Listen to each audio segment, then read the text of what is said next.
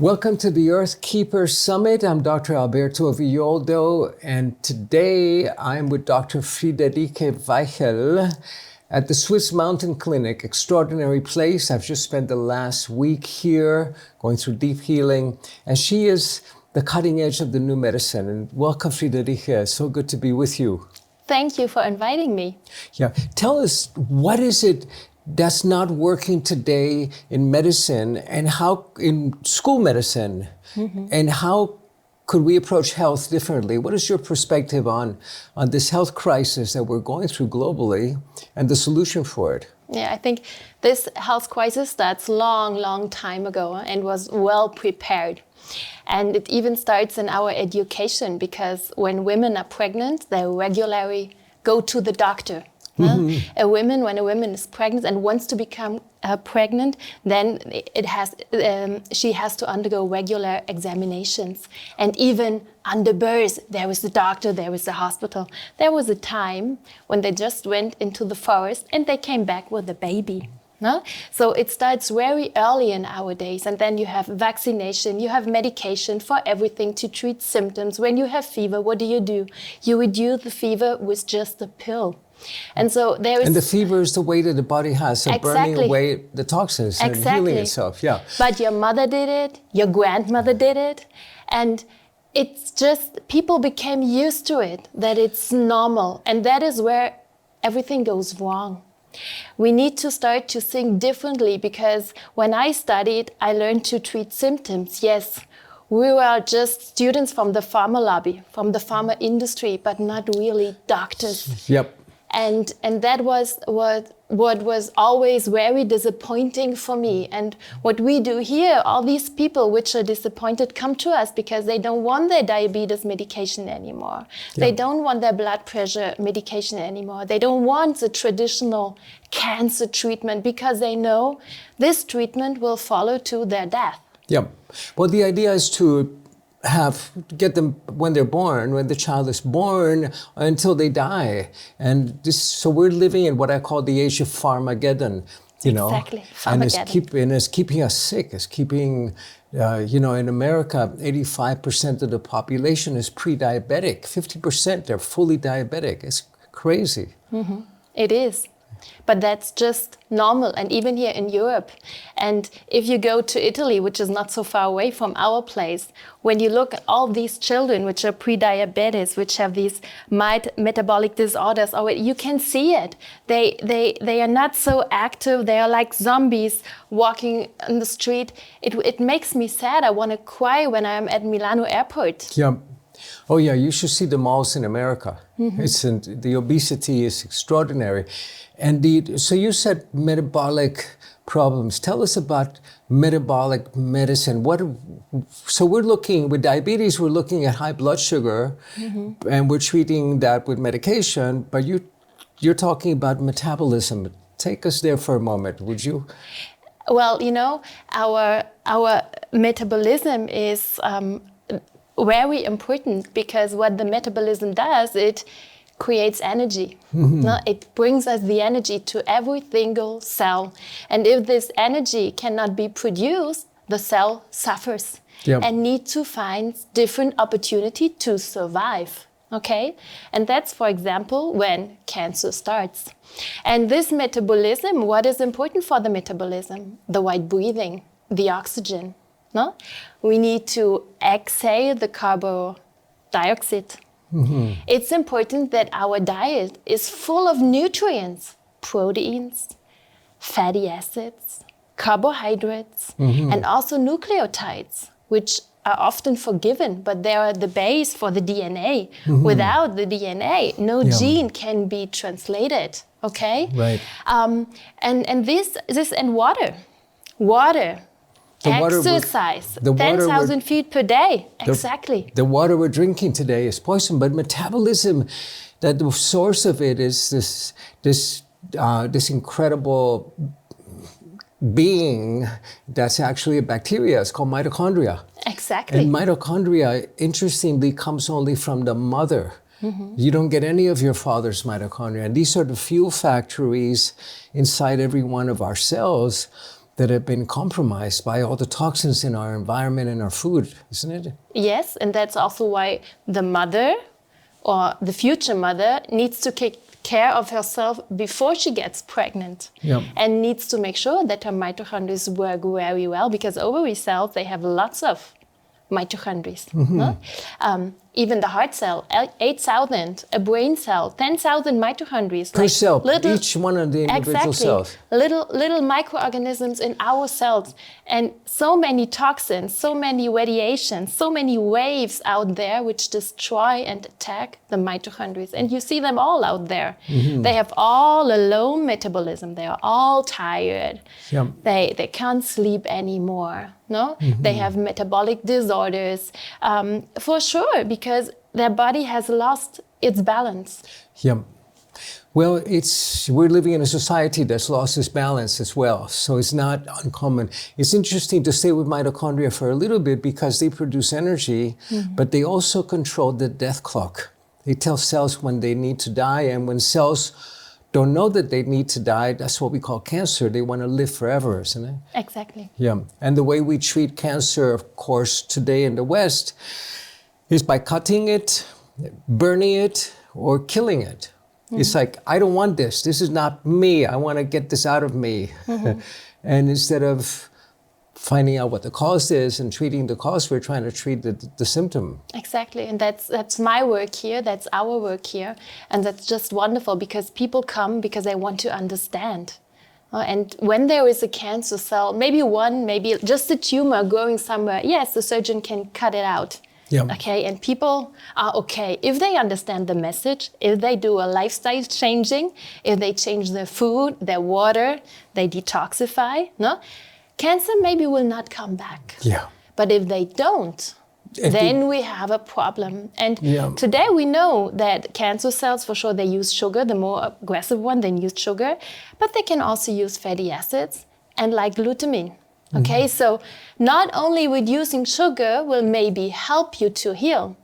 You need to really undergo several procedures with diet, but also with traditional medication, off-label medication, to stop the cancer cells or the tumor to grow. And this is something very interesting also, where the conventional, traditional knowledge and the new knowledge about the metabolism of cancer cells just comes together. Precisely. Exactly. And this is why I'm so interested in the work you're doing, because you're bringing the modern cutting-edge science together with an ancient wisdom tradition about the plants that are healing. Before we had medication, we had the plant world. Yes. And and we had nature that surrounds us. Now we live in concrete buildings with where we have, if you're inside a concrete building in an office, you share the same basically gut biome as everybody else because it's conducted in the air conditioning systems. So and tell us a little bit about the importance of the gut, of the good, friendly bacteria that we have in our gut. They are our best friends, the microbes, because when we have diversity of microbes in our gut, they are part of bacteria, some fungi, maybe some protozoa, but they all play in a symbiosis. And when we have a large diversity, we have many weapons against enemies from the outside. And they produce vitamins for us, they produce enzymes for us. They are our helpers. Our little helpers who work in silence. But unfortunately, these bacteria, very often, they are not in balance anymore. They don't live with us in symbiosis because we don't treat them well. Because what we eat has an effect of the microbes here. And if we only eat pasta, bread, all these conventional food, we build a monoculture in our gut. And this monoculture has not all the weapons we need in these days. And that is a big issue. And that's also why one part of the medicine, or what I do and what I teach people is diet. This old knowledge about fermented food. and also how to feed these bacteria, these microorganisms afterwards, is so important. And yes, it takes a little bit of time, like 3 to 6 months, but do it. Treat your gut, and Hippocrates already knew that death, but also health starts here in our gut. And we make these microbiome tests. You do it in your country as well. Every doctor who thinks a little bit further and different makes microbiome tests, and you see it. Yeah. You see it. And very often people have inflammation, they have leaky gut. When they have a leaky gut here, they have a leaky brain there. So that's where everything starts, and that always the diet and also gut therapy is very important and always part of a program. So then fiber, which is what they eat, these wonderful bacteria eat fiber. And we have such a low fiber diet, you know. Exactly. And in America, maybe here in Europe also, we're eating far too much meat and animal products and not enough of the fiber, which is what they prefer to. Exactly. But when you have an unhealthy microbiome, and especially a SIBO, where people have small intestinal overgrowth, and they have lots of fiber, they are bloated like this. Sure. So at the very first beginning, very often I tell them to go for 3 to 7 days of carnivore, where they just go for meat and fat. Yeah. But this calms, not forever, just for a short period. Sure. And at the same time, like with spore-based microbes, and then you start slowly to integrate other food. So you said leaky gut leads to leaky brain. Tell me a little bit more about the leaky brain. What does that mean? Well, you know, we have these barriers in our gut because the gut needs to decide, hey, come on, what goes out directly with the stool and what does we want for our What metabolism? do we want to keep? Yeah. And the same is in the brain, because the brain is separately, has also its own lymphatic system, own immune system, and it's our computer. That's why we are the dominant species on Earth, because we have this fantastic brain. And so it wants to be protected. And in the blood vessels of the brain, there is integrated a barrier. Okay, the blood-brain barrier. The blood-brain barrier, which is very, very strong. No? If we have maybe a concussion or like a little trauma, then the blood-brain barrier is open for a while, but within 4 hours, it can be closed again. But if we have inflammation, it can open the blood-brain barrier, but within 4 hours, it just But if there is chronic stress, chronic inflammation, chronic parasites, and so on, or like the 5G, 6G, 7G, whatever, everywhere, Wi-Fi, constantly, then the blood-brain barrier will be open all the time. And then the problem is then toxins, and not only nutrients, sugar, oxygen can go into the brain, also all the other rest. And that is a big, big issue, because like brain symptoms like brain fog, chronic migraine, vertigo, stuff like this is just common in our days. You know, this is exactly how I got to meet you, because you have a treatment here at the Swiss Mountain Clinic that we don't have in America, which is a way of detoxifying the blood. It's of a whole blood detoxification, which is practically one of the few ways you can detoxify the brain. And when I checked in and met with one of your doctors, she asked me what my diagnosis was, and I said, metabolism. I don't have anything wrong, but I want to detoxify, get the toxins, the PCPs, and the microplastics, and the bacteria and the viruses that we all have. I want them out of my system. So we've done a whole blood flush, which is extraordinary. I mean, I feel clearer today than I haven't. And but there's so few ways that we have of getting toxins out of our system. You know, we have these plastics, the forever chemicals that are in our bodies, the pesticides that, you know, we're not only what we eat, we are what our food ate. And there's so much toxic exposure. When I was flying over to Switzerland, I got served airplane food, and they said, what would you like? I said, nothing. I brought my own lunch because of the tremendous toxic exposures that we have. But you also do another kind of medicine, which I think is really important, which is the energy medicine. Can you tell me how that fits in? You know, that's what I do as well. But tell me how that fits in with your conventional medical practice. Well, I did conventional studies, but I don't do conventional medicine here anymore, right? How we call our medicine is always like root cause based medicine, biological medicine. Right. No? So we look for the root cases. We look, hey, where does the body doesn't regulate anymore? And a big part of the problem, and maybe the biggest in each patient, in each person, is always the emotional part, the part of the soul. What's the message of your symptoms? Why did you get this and not that? And why do you have it and not me? And so everybody needs to be seen much deeper. You understand what I mean? So you don't think we need to treat every symptom with the same treatment? Like Exactly. So this pill for this ill. Exactly. Okay, you're saying individualized medicine and finding out root causes. Exactly. And what's the message? What's the body trying to tell you with that? Exactly.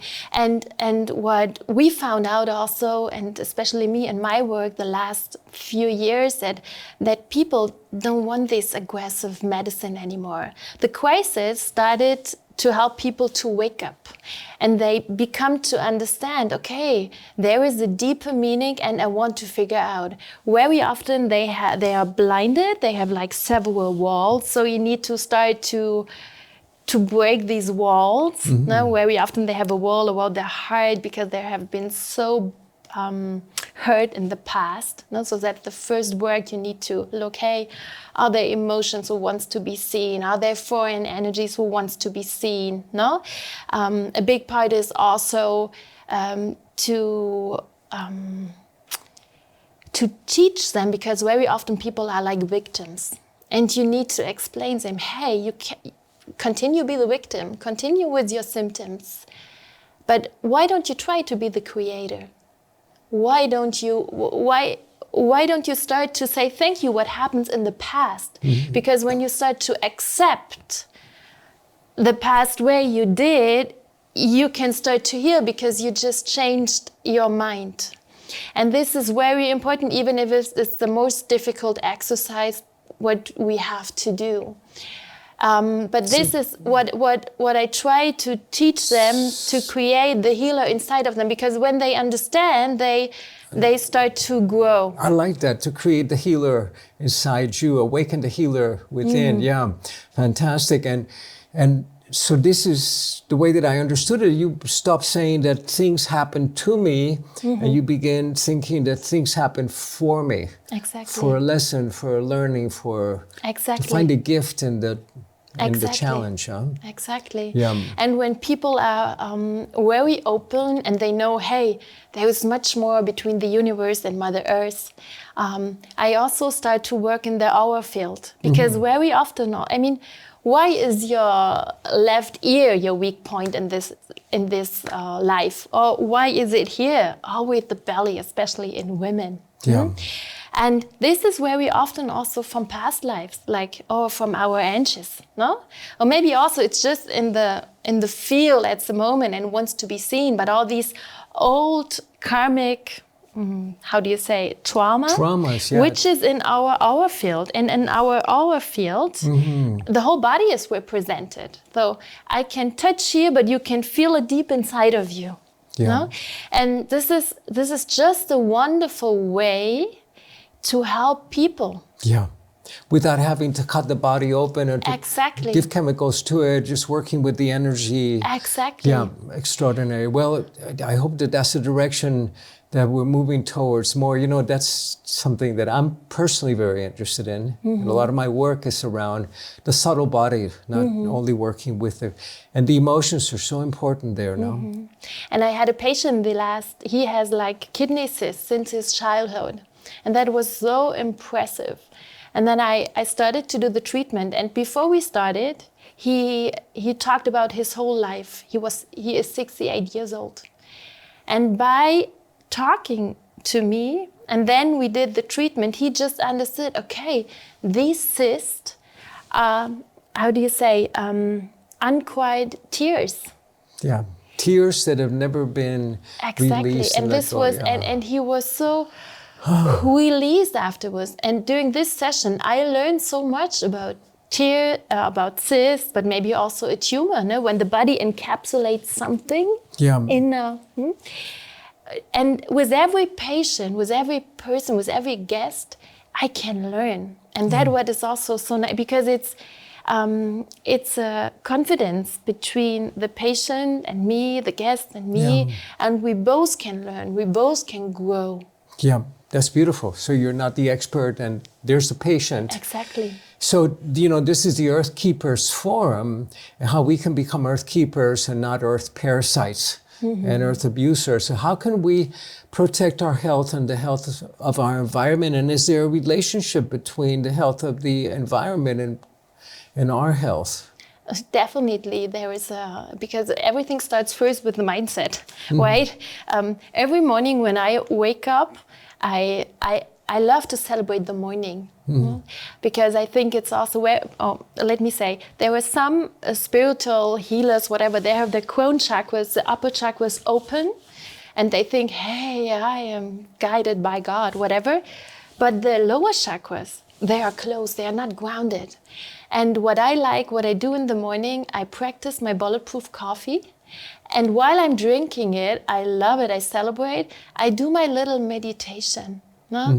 And I focus on the day. I look, hey, there is something not going on. My chakras are like harmonized, balanced. And my start into the day is beautiful.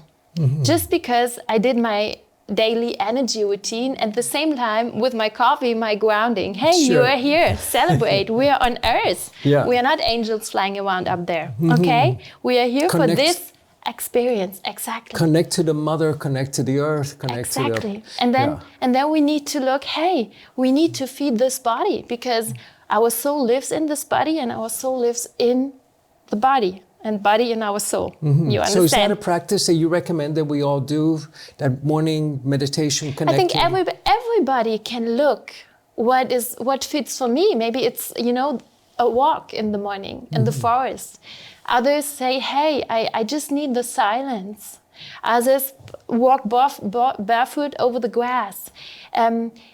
What I do fits for me, but maybe not for you. And what I want people to find out, what is my daily routine?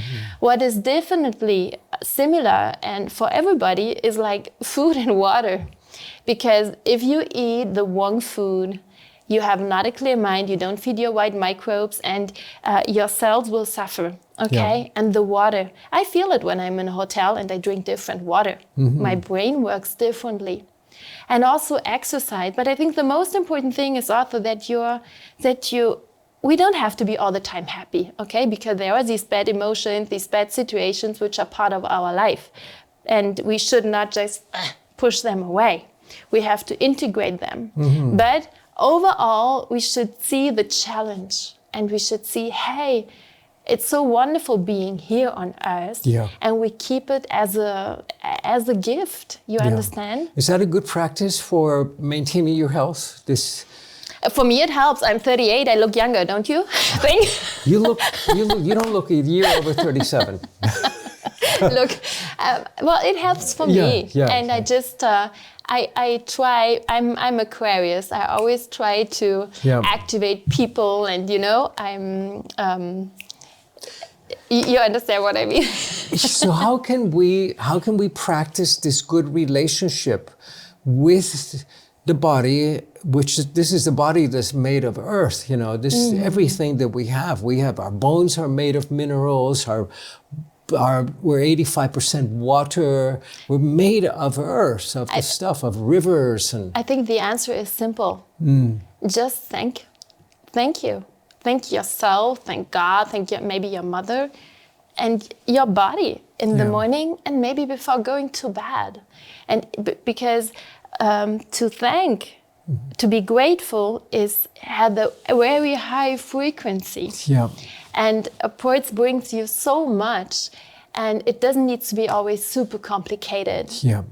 Just be thankful. I like that. The gratitude, the practice of gratitude is part of my daily practice. Every morning I wake up and I say, thank you for this breath. Exactly. Yeah. Yes.